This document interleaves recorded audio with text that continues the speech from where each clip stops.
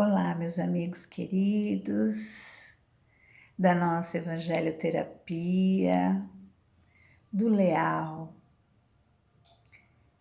o nosso lar espírita Aurora de Luz, que neste momento nos reúne para fazermos esse estudo do Evangelho todas as segundas-feiras. Isso é maravilhoso, não é? Estamos aqui conectados, cada um no seu lar, na sua casa, trocando ideias, experiências, não é?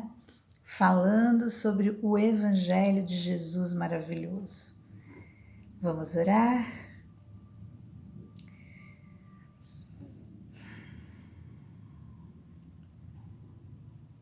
Jesus, nosso Mestre amado, aqui estamos mais uma vez reunidos para estudarmos as maravilhosas lições do Teu Evangelho,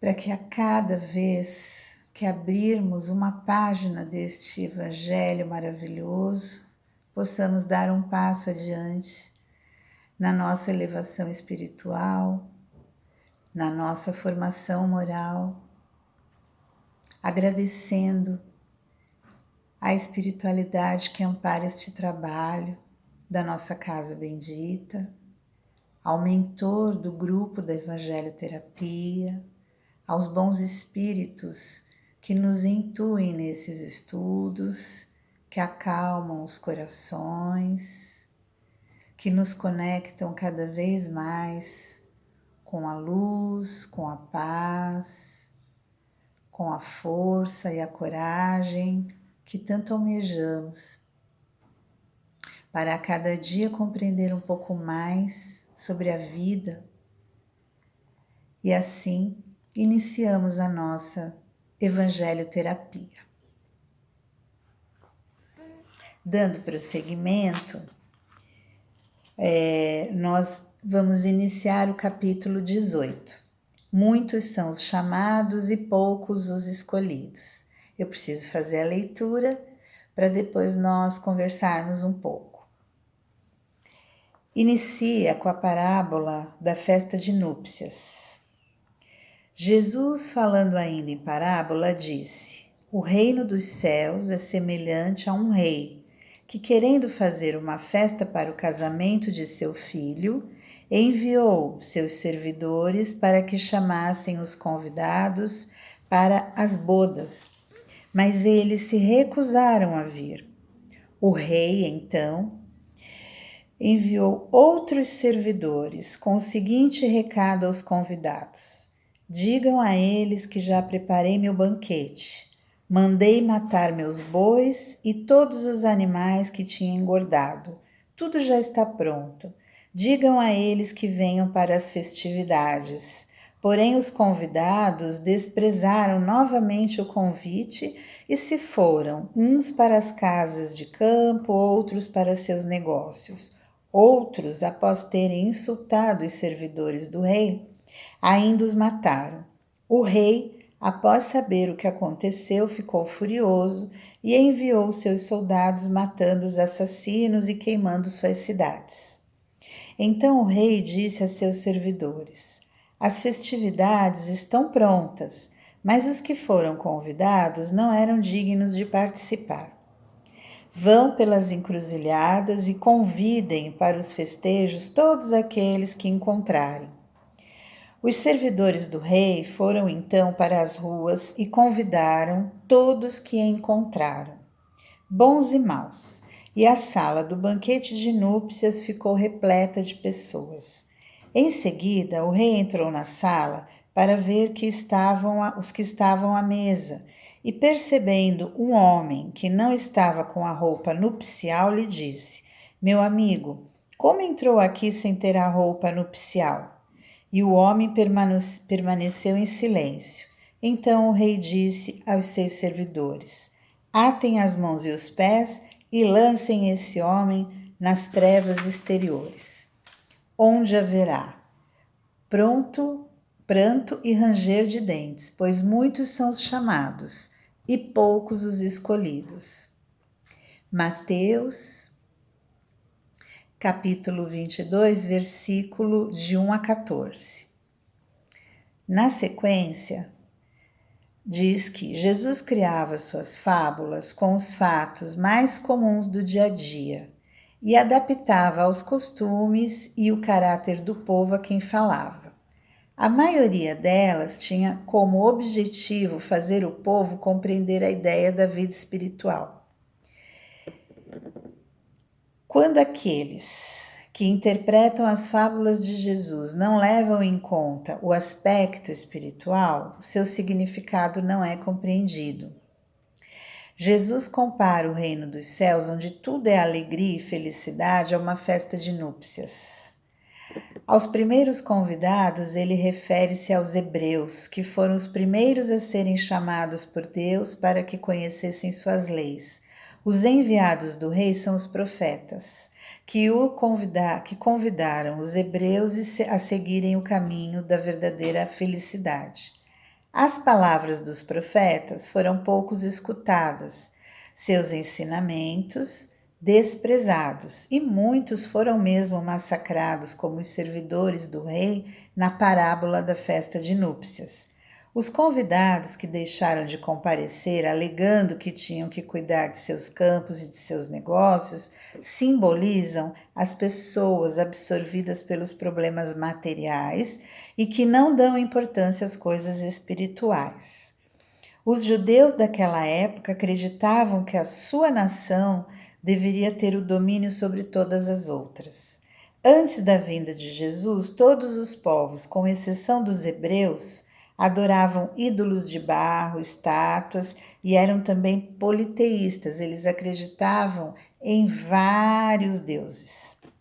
Os hebreus foram os primeiros que praticaram publicamente o monoteísmo, ou seja, a crença em um Deus único. Foi a eles que Deus transmitiu a sua lei, primeiro por Moisés, depois por Jesus. E foi desse pequeno foco que partiu a luz que deveria se espalhar pelo mundo inteiro. Os judeus, embora rejeitassem a idolatria, descuidaram-se do cumprimento das leis morais. O mal tinha chegado no ponto mais alto. A descrença havia penetrado até mesmo no Templo de Jerusalém, e foi nesse período que Jesus foi enviado para chamar a atenção do povo judeu quanto à observância da lei. Os judeus foram os primeiros a ser convidados para o grande banquete da fé universal, e além de rejeitarem a palavra do Messias, ainda o crucificaram. Entretanto, não é justo acusar todo o povo hebreu por esse estado de coisas. A responsabilidade coube principalmente aos fariseus, com seu orgulho e fanatismo, e aos saduceus, com sua incredulidade. Juntos, esses dois segmentos arruinaram a nação. É a eles que Jesus comparou os convidados que se recusaram a comparecer à festa de núpcias. Depois, Jesus acrescenta: o rei, vendo isso, mandou convidar todos aqueles que se encontravam nas encruzilhadas, bons e maus. Quis dizer, desse modo, que a palavra de Deus seria pregada a todos os povos, incluindo os pagãos que não acreditavam em Deus e os idólatras que adoravam ídolos de barro. Se estes aceitassem a palavra, seriam admitidos na festa de núpcias, no lugar dos primeiros convidados. Porém, não basta ser convidado, não basta dizer-se cristão, nem sentar-se à mesa para fazer parte do banquete celestial. É preciso estar vestido com a roupa nupcial, ou seja, ter a pureza de coração e praticar a lei levando em conta seu aspecto espiritual. A lei está toda contida nestas palavras: fora da caridade não há salvação. Mas dentre todos aqueles que ouvem a palavra de Deus, poucos são os que se interessam por ela e a colocam em prática. Por isso, poucos são também aqueles que se tornam dignos de entrar no reino dos céus. Foi por isso que Jesus disse: muitos são os chamados e poucos os escolhidos. É uma lição e tanto, né? E com certeza nós ainda temos muita dificuldade em compreender as duas coisas fundamentais e importantes da vida e principalmente na doutrina espírita, que é: amai a todos os seus irmãos, ama o próximo como a ti mesmo, e que fora da caridade não há salvação. Nós temos muitos exemplos, todos nós já vimos isso, talvez até já temos vivido isso, daquelas pessoas que leem, estudam, escutam, né? Até falam coisas muito bacanas. Sim, elas entendem o Evangelho, mas elas não vivem o Evangelho, né? E muitas pessoas que praticam a caridade ainda têm aquele velho costume, né? Ela doa, ela dá, até dá, mas ela quer alguma coisa em troca, né? Ou quando ela dá questionando a vida daquela pessoa, dá julgando aquela outra, né? Dá, mas critica. Ou então, dá, mas o que você vai fazer também para me ajudar em troca? Ou dá simplesmente para mostrar ao mundo que ela é caridosa, porém, ela não tem nenhuma postura humilde, ela não veste as leis, ela não pratica caridade, ela não ama do fundo do coração, né? Ela não tem a simplicidade, né? Tão esperada, a paz dentro de si. Então, não basta, né? À medida que fazemos o bem para alguém, a primeira coisa que acontece é que o nosso pensamento muda. O nosso pensamento se desvia dos nossos problemas. É exatamente o que acontece. Ele se desvia para outra coisa. Aí ele rompe, ele quebra aquele círculo vicioso do sofrimento e surge uma distância rápida, é coisa rápida, e cria um espaço no qual a espiritualidade consegue interceder por nós, né? É como se melhorasse a energia naquele momento que você pratica alguma coisa, né? De todo o coração, do bem. E naquele momento, a espiritualidade maior encontra as condições de agir. Fazer o bem é semelhante a abrir a porta para oferecer o pão para alguém que veio pedir comida. Quando toca na sua casa alguém para pedir comida, você escolhe abrir ou não, né? Quando você escolhe não abrir e fica agarrado no seu sofrimento, nas suas preocupações, nas suas dores, né? Porque a sua dor é sempre maior que a do outro e você acha que aquele outro que está do lado de fora da porta, né? Ele não sofre tanto quanto você, ou então você imagina que outra pessoa vai poder ajudar bem melhor, você não tem como ajudar aquela pessoa, né? Mas se num golpezinho rápido, sabe, num sopro de segundo, tiver a vontade de abrir a porta, faça rapidamente, rapidamente. Antes de desistir, ofereça o pão. Nenhum espírito de luz desrespeita o nosso livre-arbítrio, tá? Não existe invasão de privacidade por espíritos de luz. Os espíritos, eles ficam próximos, esperando nós permitirmos que eles ajam, né? Nós oferecermos a oportunidade de realmente nos ajudar. Eles ficam esperando a sua atitude. E sabe, depois daquele primeiro passo que você dá, abrindo a porta, em seguida vem o próximo passo, né? Você percebe a fome do outro, a necessidade do outro, a dor do outro, né?